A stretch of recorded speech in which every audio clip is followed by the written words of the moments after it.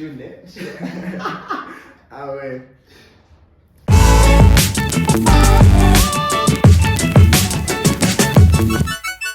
Hello and welcome back to Better Than Yesterday.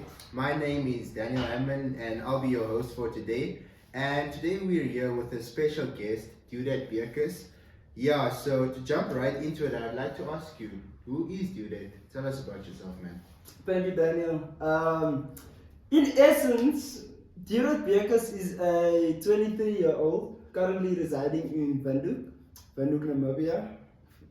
And I wouldn't like to put myself in a box, but if I had to categorize myself, especially if you're any type of content creator, you would like to put yourself in some frame to be like, this is what I'm gearing towards.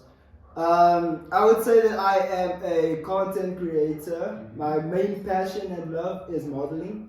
I'm also the first runner-up for Mr. Face of Namibia 2023. So I'm into pageantry a lot. I like it. I like the competitiveness of it. And I also do music, surprisingly, but you will not hear it until it's proper, because I don't like putting out trash. I don't like anything. If you check my feed, anything on my Instagram is quality, and if it's not of quality, that's your opinion. But honestly, I'm not gonna put out something that's gonna sound like trash, like I'm a trap rapper or something. Yeah. Sure. Okay. No, it's interesting, man, and just the fact that you've already spoken about pageantry, that was a question that I also prepared for today. So going into it as a participant myself, Mr. United Namibia 2022, I think we could have a little discussion about it. So, as a model, how has your journey been this far? I think, bro, it's been for the most part. I think it's.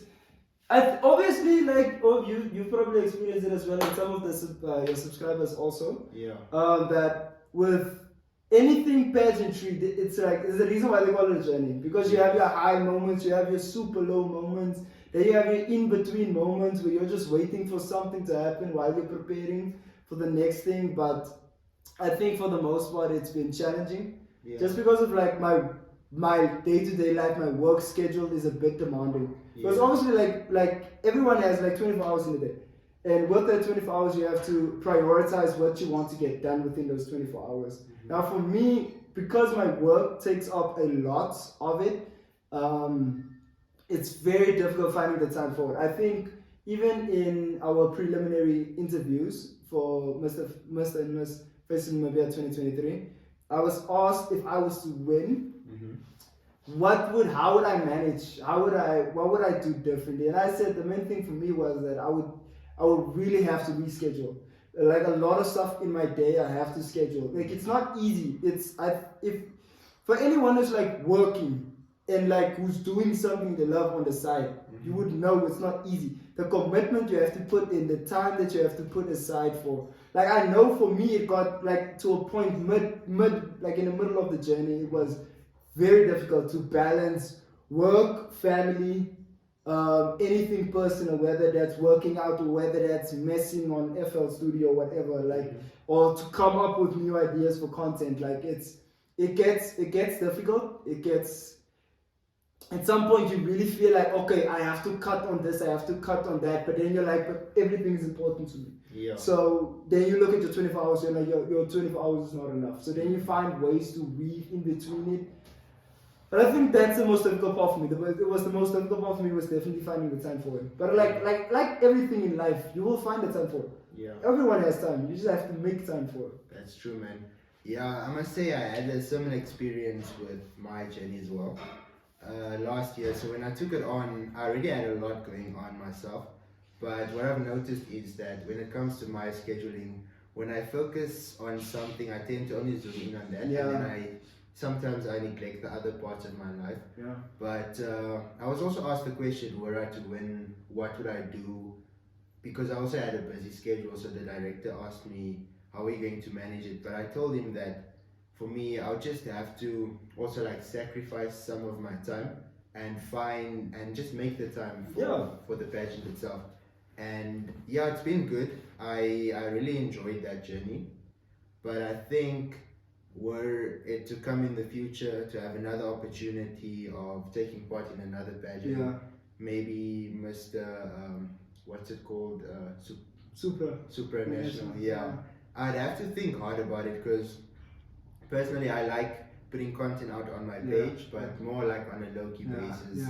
Yeah, I've never really liked the attention on me. Yeah. That's why we have me here. Yeah. Attention, bro.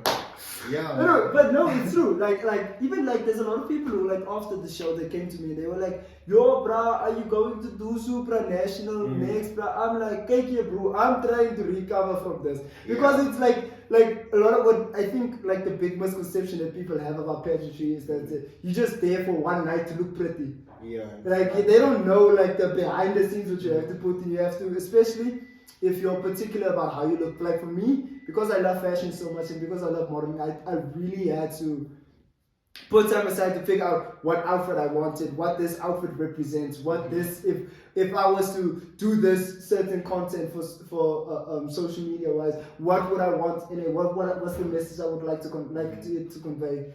So it's not just draining. Obviously, like there's like few obvious things that it is like first off financially. It is very financially draining. It's like pageantry has not gotten to the point in Namibia. This is my personal opinion. Like it's not gotten to the point in Namibia where it is necessarily sponsored as heavily as it is in other countries. Yeah. Like it's not because I don't think a lot of people see the value of it completely. I think there's like I'm just putting it into perspective. If you look at let's say Miss Namibia. Miss Namibia is undoubtedly the biggest pageant organization in Namibia, but you never hear Miss Namibia. Yes. Like that's you Miss Team, no Miss the Team. Like you would like it's wild to think that like the male side of pageantry is like that down low, but it's mainly because pageantry in general in Namibia is not funded that well. Yeah. Financially it's draining, mentally it's draining, having to keep up with what's coming next and trying to like the saying goes if you fail to plan, you plan to fail. Yes. And if obviously no one wants to fail at it, so you would like put your hours aside, put your mindset, get it together, like constantly anchoring yourself into reminding yourself why are you doing what you're doing, why you are going where you want to go. So it's mentally, and I think in some aspects it's emotionally draining. Especially if you're like someone who really, I think the mental and emotional part like is like intertwined. Like you can't separate the two. You can't, no. And I think like especially like it took a toll on me a lot to think that I had to put a lot of things aside, especially like family matters. Like I couldn't go to my cousin's 21st birthday because that was the same day of the show. And it's not like I could go like fast, come down to the level quick, and then go back. Yeah. Because like you're gonna miss out on everything anyway. So it's like obviously it sucked. And obviously I had to rethink everything after that, like wow, this is really what it's gotten into. But like I am the prize. Like I had to remind myself, why am I doing this? Why am I chasing that goal? Why am I putting in the hours to grind? And it paid off eventually. Like I mean, I won first runner up. It paid off. It did. The amount of effort that you put in, and like you just with the example you just stated, it does take a lot of sacrificing, just as you mentioned. And with this journey, I think also in Namibia, it's quite like people still have that perspective that pageantry is more for women. And it's not like a male thing, or it's like it's just been a female thing. Whereas it's not really if you go into depth and you really do your research on it. Yeah. But anyways, man, what would your goals and ambitions be within the pageantry industry? But also as a model yourself, like what are you looking to and what can we expect in the future? I think for me, something you can expect from me is, do I want to say it now? Something you could expect from me is definitely me trying my best at whatever I can. Yeah. I think I know what my capabilities are and I know what my potential is.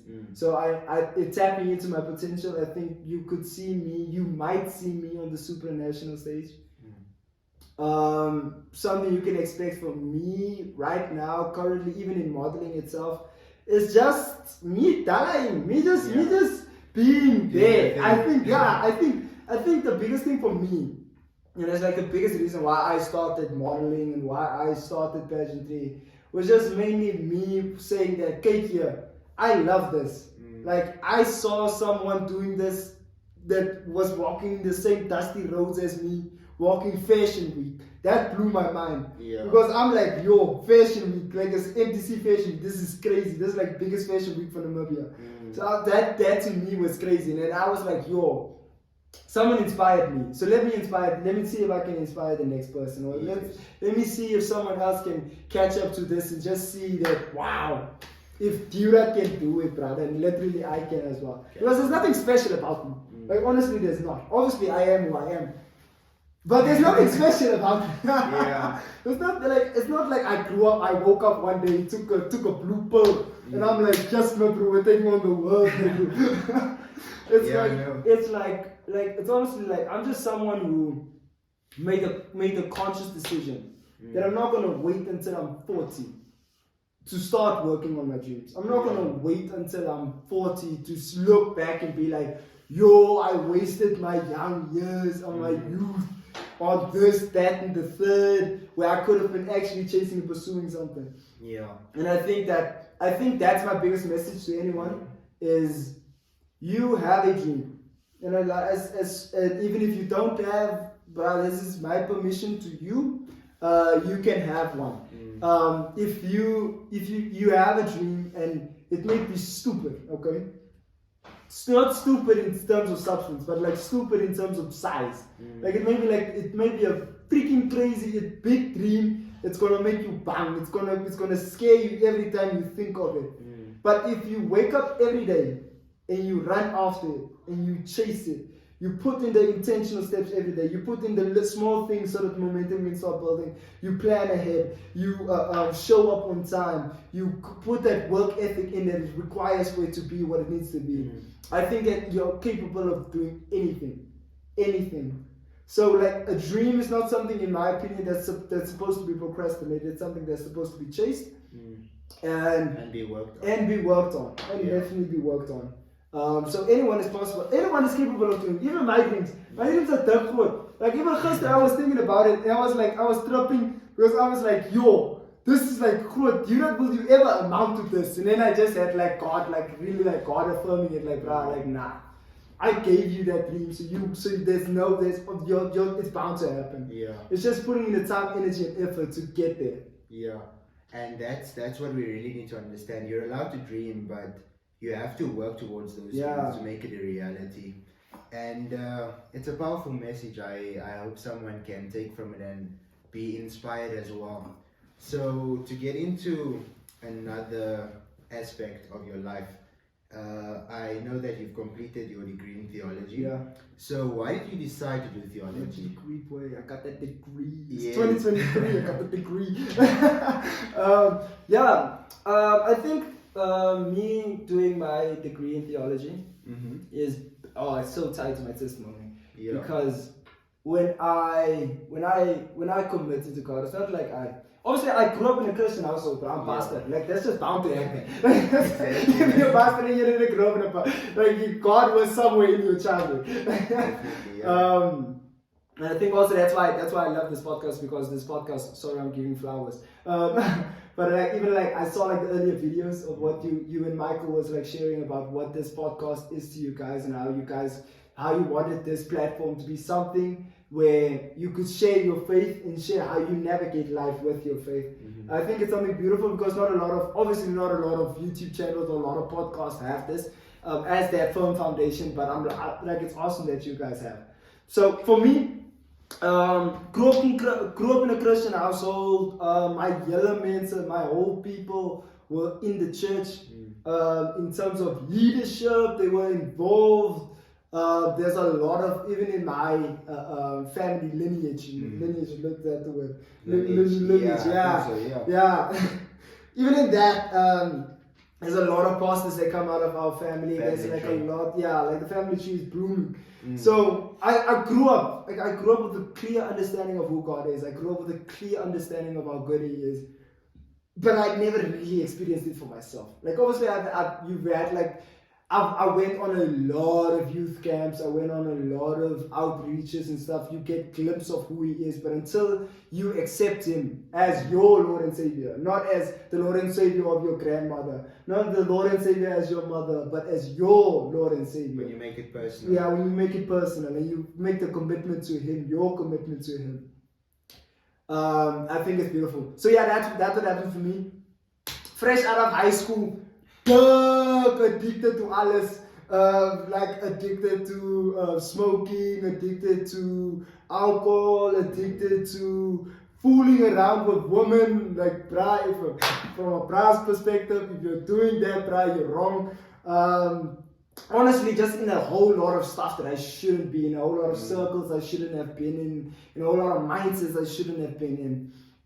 But coming fresh out of high school, I was like, yo, I have no idea what I'm going to do with my life. I failed grade 12 with like 2 points, but obviously in the world, in perspective of life, it's not just 2 points. That's me like messing up throughout the whole 2 years. But yeah, I failed grade 12.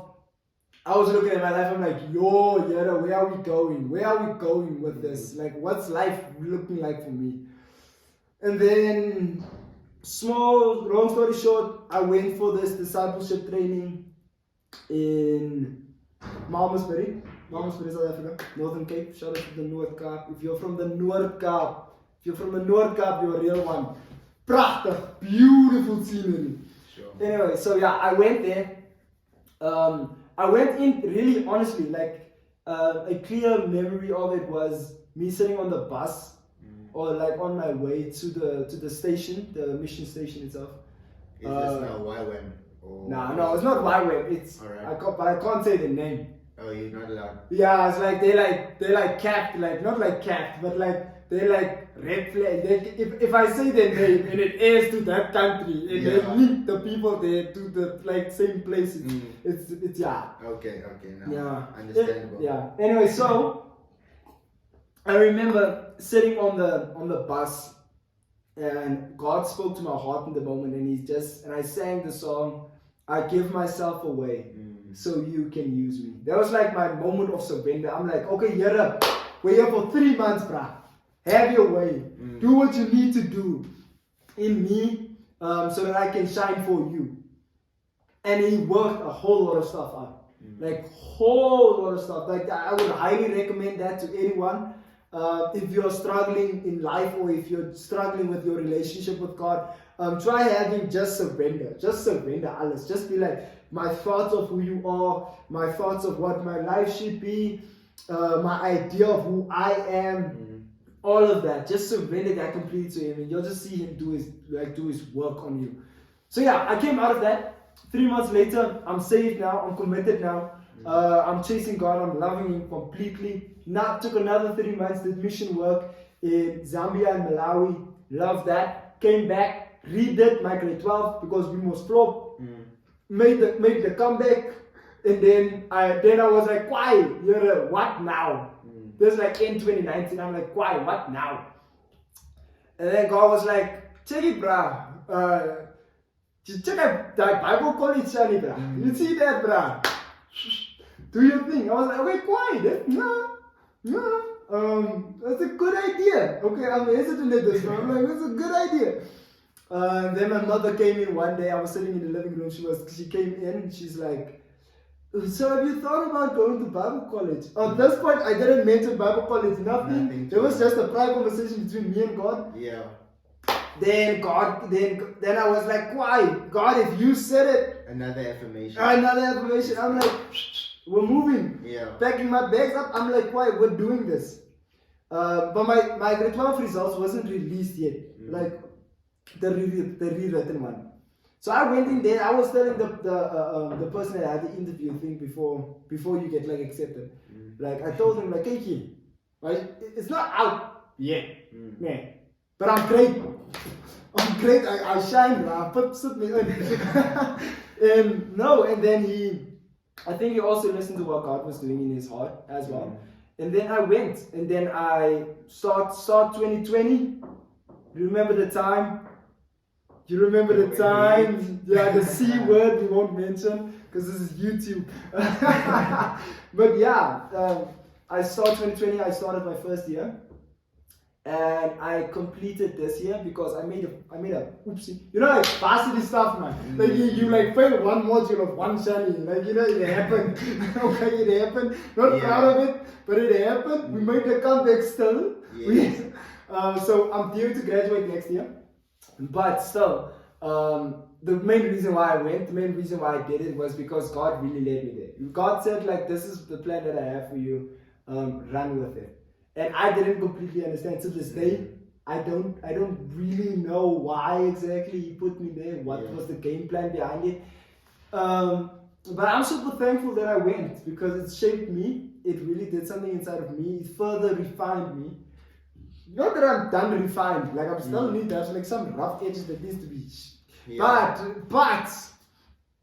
God's hand was in it all, and all I had was I was trusting in Him, and that's to this day. Like even with my degree, a lot of people ask me, "Deodat, what are you gonna do with your degree, bro? Are you gonna be like a dominee? Are you going to have a kerk now in blok ear and slaan op 'n tent, bro?" I'm like, kyk hier, kyk hier. If God did not call me to that, then I'm not running for it. I'm firm on that. I'm not gonna. You're gonna spend like. This is advice for anyone watching this as well in the Christian faith, anyone that loves God and loves Jesus and that follows Him completely, follow what God says instead of what people say, because there's a lot of stuff that people have hidden agendas. Okay, there's even the great people that you think are in your life that are beautiful, they may sometimes have like small agendas that they're trying to push through, or they have an idea of what they think your life should be without consulting God first. So I think if you really hone in and be aligned in your relationship, your personal relationship with God, and really hear God's voice in it, then you'll be able to. Then I think you're gonna be on the right path regardless. Yeah. And even if you mess up, kom terug. Like God's always gonna be there. God's always gonna wait for you. Like I was watching this sermon last night, and the preacher was saying that like God won't necessarily stop you because God is like this thing of free will where He gives you the opportunity to make the choices. Exactly. So God will be like, why? You want to go mess up now? Okay, I'll be here. I'll be here when you get back. I'll leave the light on. The door will be open. Just come back. Just make sure you go back. Like if you mess up, if you're bound to, like you're human. Okay. Yeah. Not like if we all were made with this perfection that you're never gonna mess up, that you know everything, the whole plan was given to you on the scroll. May I read the scroll? This is where you're not gonna mess up. Then great, bruh, if you had that. But I didn't have that, and I think majority of people on earth don't have that. So we make mistakes, we fall picky, we may stumble, but keep on running. As long as you stand up again, shake yourself and keep on off. running. Yeah. Like it's not about you. Like it's not about you making the mistake and lying on the ground and being like, yo, I'm here now. I think that's where a lot of people get stuck in being the same place that they are in life. It's like you think you laying on the ground is glorifying God. God is like, what benefit? What are you? How are you helping the situation by you laying on the ground? Like you have to get up. Yeah, you have to help yourself to a certain extent. Exactly. Yeah, you have to get up and you have to be better than yesterday. Yeah, exactly. See what I did there?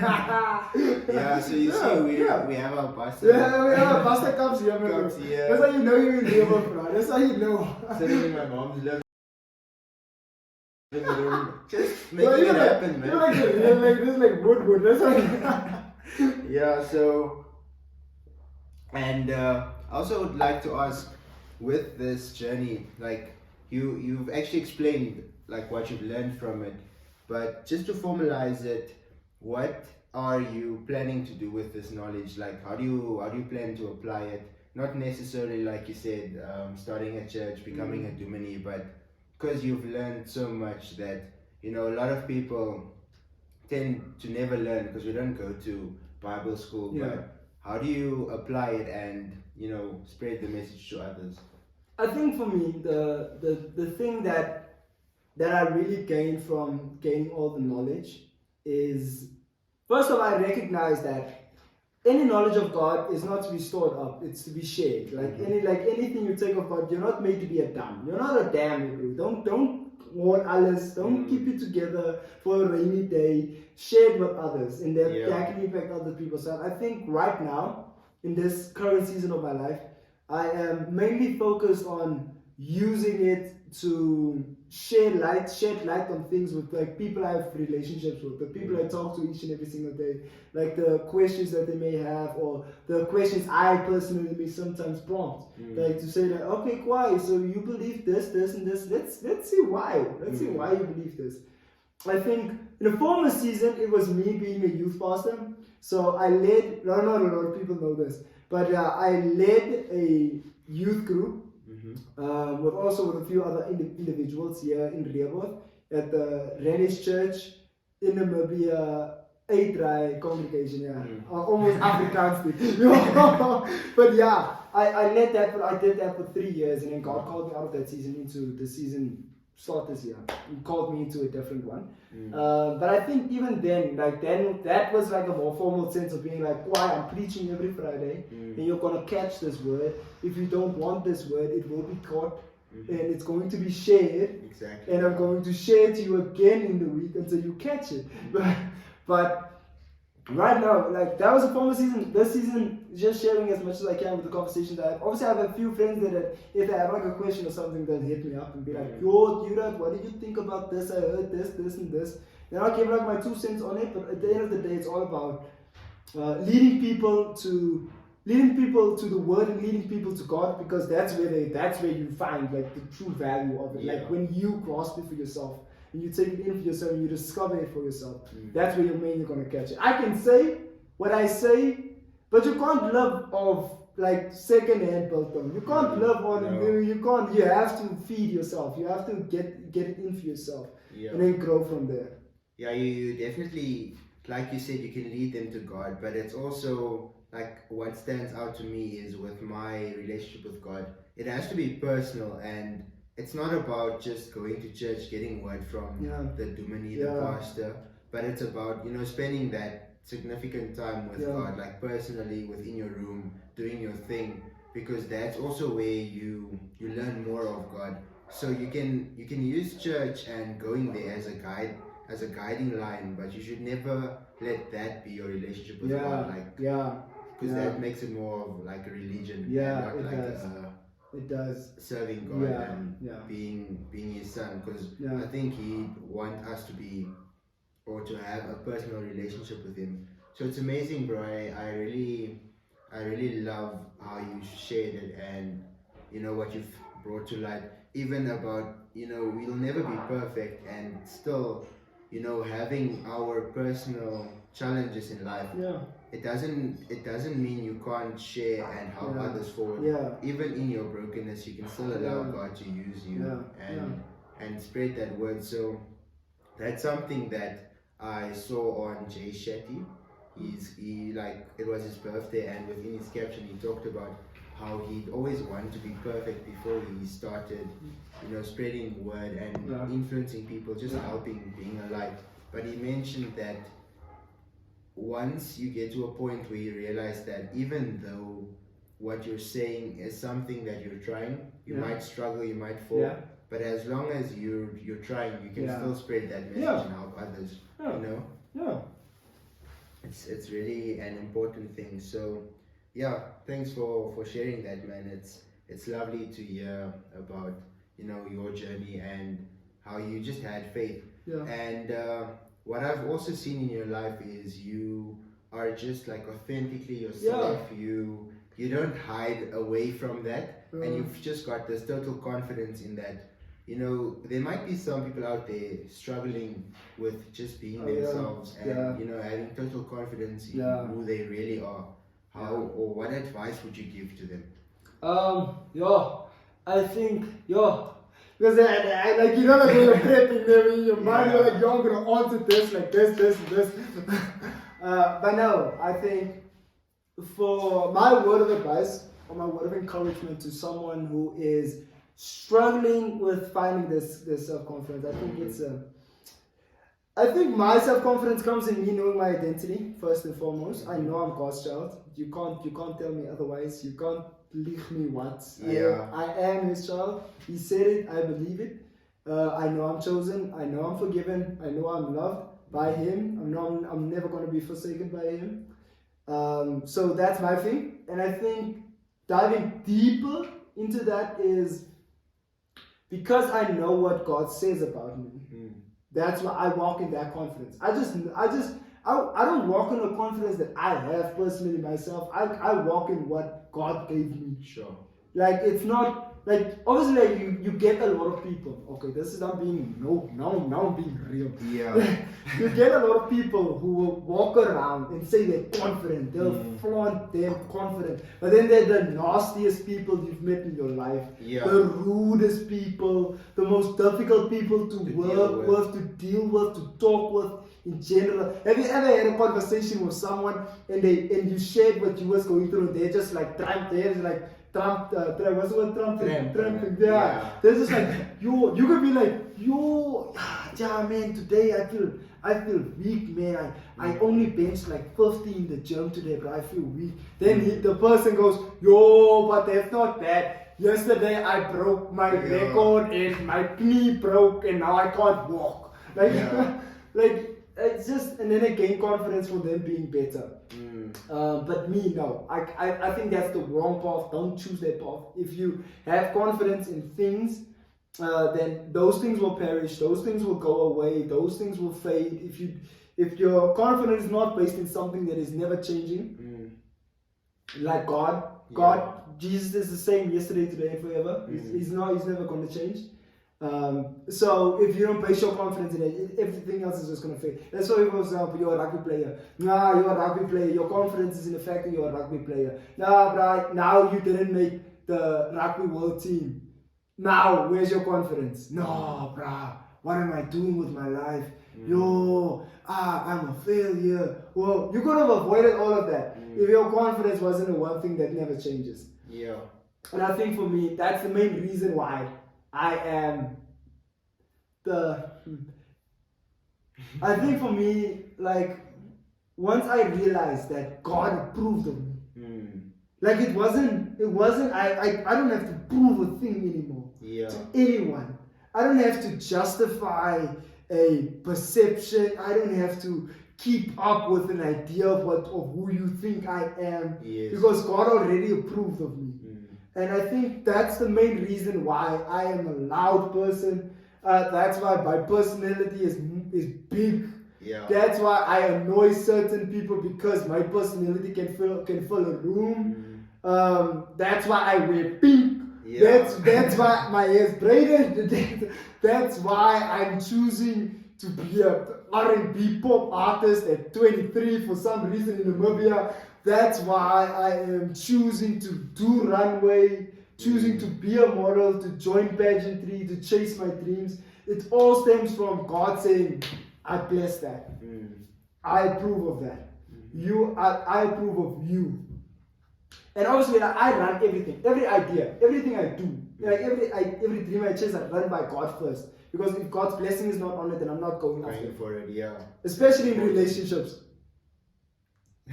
Especially in relationships. If God says Nia, not her, then I'm like, why? Not her. Then I'm like, you said it. Right on. Sorry, baby girl. God, me and God talked. We consulted. Things are not working. Thought seems.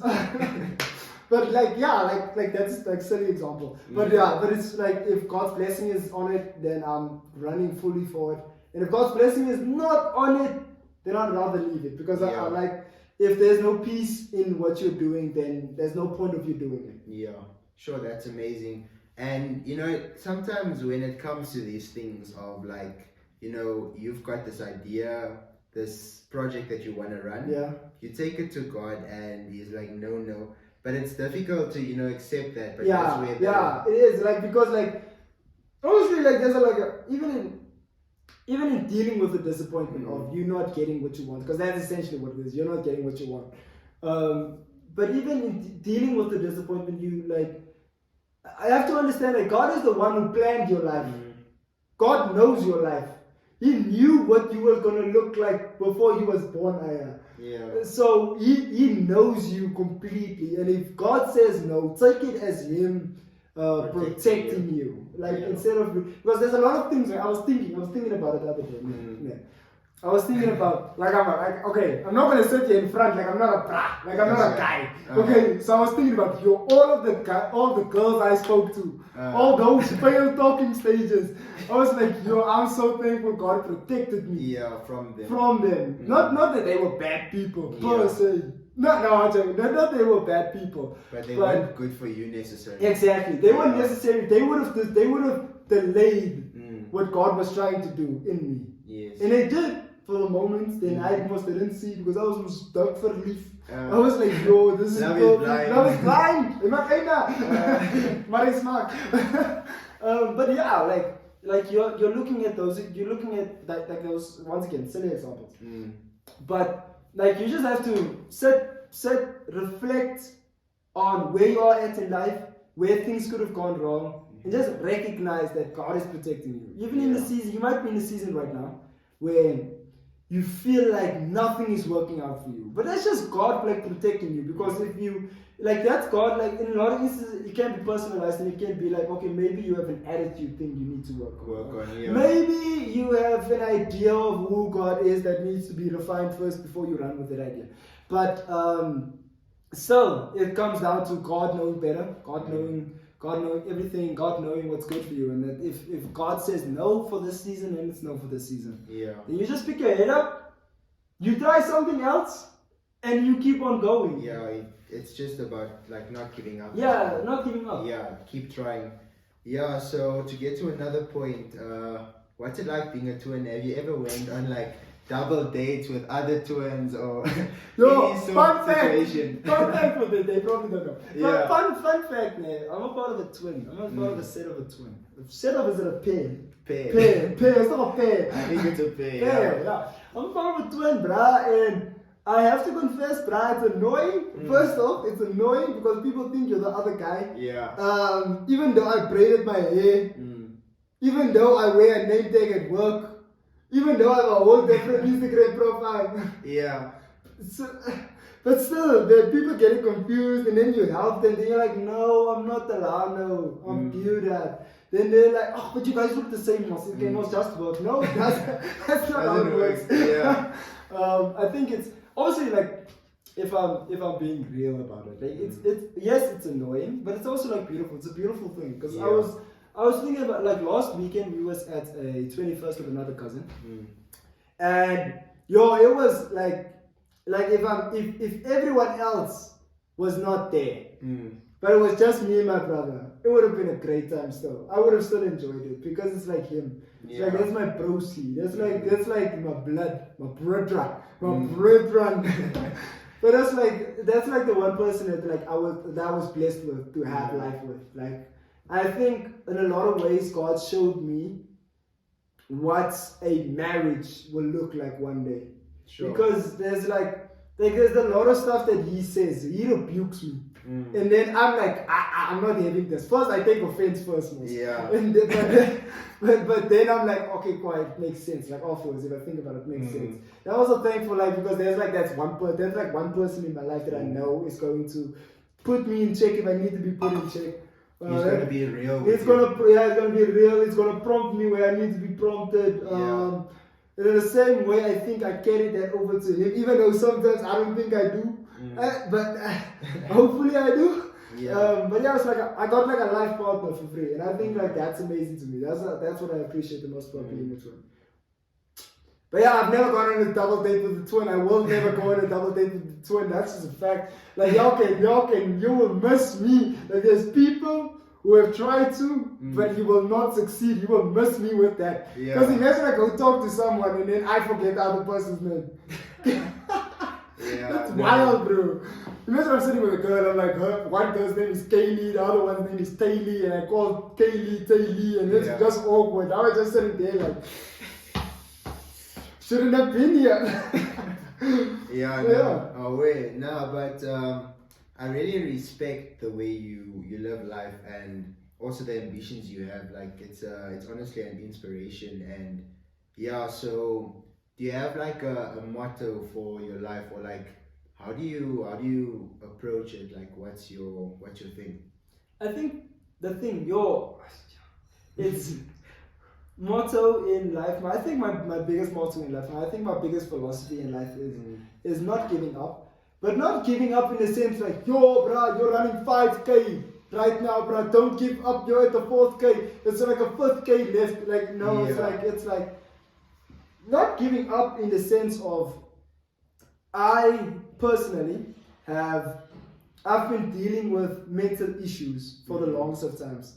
Even right now, me still saying it still feels weird because it's only been this year that I've been very open about it. If you follow me on Instagram, _Deodat_Beukes_. If you follow me on Instagram, you'll see that for my birthday, I made a super vulnerable post about how I've been struggling with depression and how I've been struggling with suicidal thoughts for the longest of times. And I think one beautiful thing that God taught me was God protected me in the moments where I had like my suicide attempts were getting bad. And I always take hold of this where it's like, don't give up because you're gonna miss the best parts. Like the best parts. If my suicide attempt at 11 was successful, I would have missed these whole 12 years of life.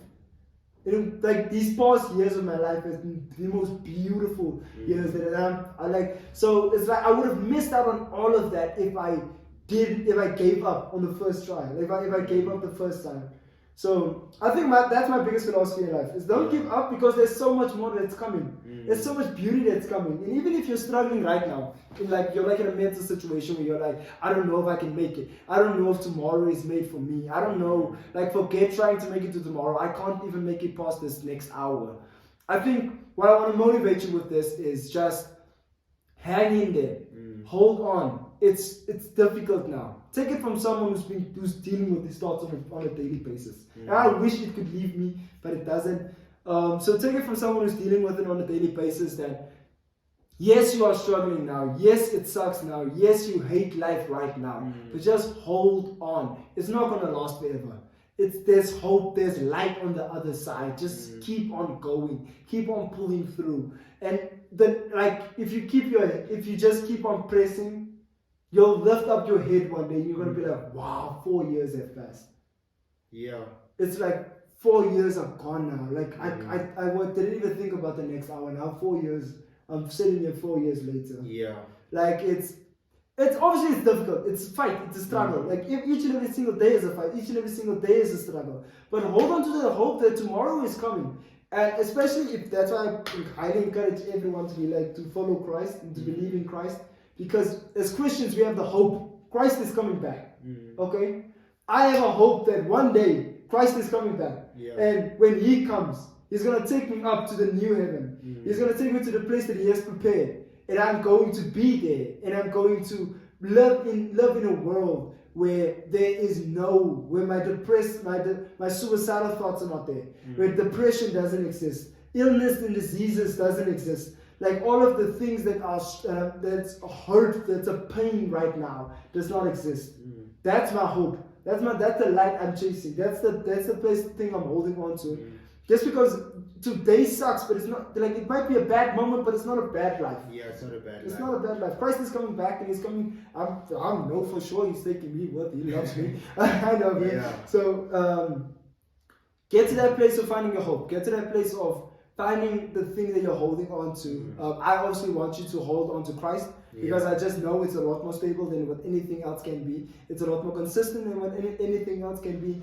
And 9 times out of 10, Christ is already there with you anyway. Yeah. So you might as well just reach out your hand to Him.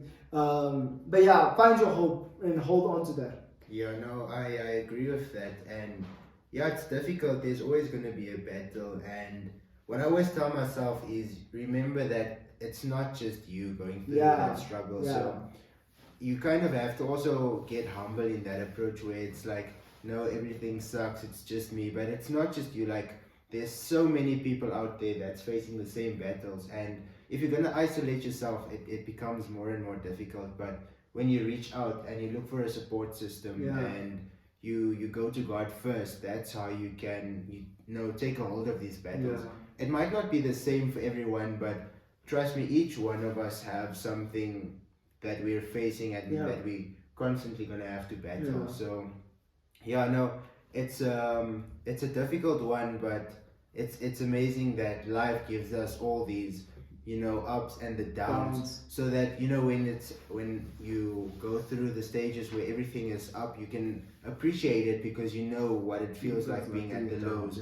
And when you're down, you can always remember there's an up, so you can appreciate the ups and just think about it and work towards that again. That's like, you must just enjoy the journey of life. Life is also called the journey because it has its moments. So just getting towards the conclusion, you've already achieved quite like a lot at this age, 23. What is your plans looking like for the next 5 to 10 years? You can be general about it. You don't need to go into depth. Specifics, but what's it looking like? I think for the next, because I personally, I've been working on what I want to reach by 25. So I have like 2 years left of what I want to personally accomplish. But like, if I had to say like what's future gonna look like for me, I think the future is gonna look like me really just refining the things that I'm already doing right now. Like I've mentioned before, the modeling. I want to refine it to the point where I'm finding my complete style and what I like completely and what I would want, the people I would like to work with completely. Also, I'm so into trying brand new things when it comes to the modeling thing, because I would love to. There's a lot of companies I talk to on a daily basis where I'm trying to work things out. Where I want to like excel in. So I want to excel in what I'm doing in modeling. I want to excel in pageantry. Because I really love it. I think I mentioned it earlier about how competitive it is, and I think that's why I like it. Because it's low-key a sport. It's very like a non-contact sport. So I like it. So I might that's why I mentioned supranational. I might just even go after it with that idea in mind that it's a sport. And I would love to refine my music. I think that's the one thing God has been really putting on my heart. I think I would love to, by the end of this year, have one song out. Because I've been working on a lot of them, but it's not like that. It's not to the point where I'm like, this is a banger, bruh. If you listen to this one time, bruh, it's a banger, bruh. Spotify followers, full. But it's like, I want to grow in that, and I want to get better at that. And then at the end of the day, by the time I reach 25, I just want to reach the goals that I've set for myself. I think I also want to excel some of them. But even if I just reach them, I'll be happy. And then moving past that, bruh, we'll see what the future holds. Like, shoot, like, God is gonna take you into places and things that you never thought of before, give you ideas that you never thought of before, dreams you've never thought of before. So I'm excited to see what the future holds for that. Yeah, sure. Yeah, I know, like, even after this conversation today, I get the idea of you just being this like super creative person, wanting to explore like all the different sides of it, like music, pageantry, might even get into art. Shoot! I don't know. Man, it's amazing, and just keep doing what you do. And for the last question, as being like an influencer, working towards it, and already influencing like quite a lot of people, what's the message that you would like to extend and like have your followers? Is like my final cards? Is that my final cards? I think my message would be just to I personally, like I've said it before, and I'll say it again, I'm not something special. I am not like a dime in a dozen. I really do think that I'm regular. But I want to say this: try chasing your dreams. Try it. Just try it once. Like, don't try like, I did it. They hated me. No, I tried. No, but like try it. Like chase. Like you have something. Let's say for example, you have like this this business idea. Or no, not even that. Let's say you have like a real idea. You want to make a reel on Instagram. Okay, you have this idea. Try doing it. Try posting it. Try seeing feedback. And then try it again. Okay? Like, so just try it, because you're never gonna know what you're capable of until you try it. And you're never gonna know what you're good in until you try something. So just try it. Just try the dreams that you want to try. Don't give up. Don't care too much about what people think. Know what God says. Know what God says, and that's all that matters. Just keep on trying, keep on shining, and keep on being you. No, that's beautiful. So step out of your comfort zones, and that's also where you'll see growth. And when you do go for those dreams, do it with like full force. Put in everything. Alles. Sacrifice a year, maybe. The sauce, bro. Just go for it. Do what you need to do. Well, thanks for the conversation, man. Appreciate it, Deodat. Love to be here. Cheers, bro. Hello, and